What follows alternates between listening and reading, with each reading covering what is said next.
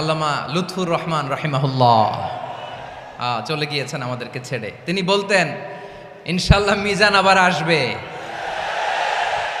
হুজুর, আমি তো আসলাম, আপনি তো আমাদেরকে ছেড়ে চলে গেলেন। সোজা কথা, সংক্ষিপ্ত কথা, চূড়ান্ত কথা, শেষ কথা, মিজান আবার আসবে, বিজয়ীর বেশে আসবে। এই দেশের তাওহীদি জনতা এমন ইতিহাস সৃষ্টি করে তাকে আলিঙ্গন করবে ইনশাআল্লাহ। সেই সমাবেশই দূরে নয়। আমাদের সেই দিনী ভাই, আমার সেই সুযোগ্য সন্তান, অচিরে আল্লাহ তাকে আবার আমাদের মাঝে ফিরিয়ে আসার মতো, আনার মতো সৌভাগ্য, পরিবেশ, পরিস্থিতি এটা তিনি যেন দান করেন। সবাই বলুন আমিন। আল্লাহ আকবার, আল্লাহ আকবার, আল্লাহ আকবার।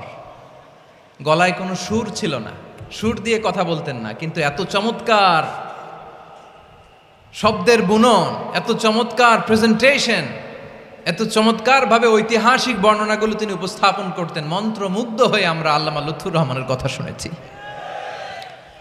আমরা হযরতুল আল্লাম লুৎফুর রহমান রাহিমাহুল্লাহর জন্য এই বিশাল ময়দান থেকে দোয়া করছি, আল্লাহ তাআলা তুমি তোমার এই খাদেমকে জান্নাতের মেহমান হিসেবে কবুল করে নাও।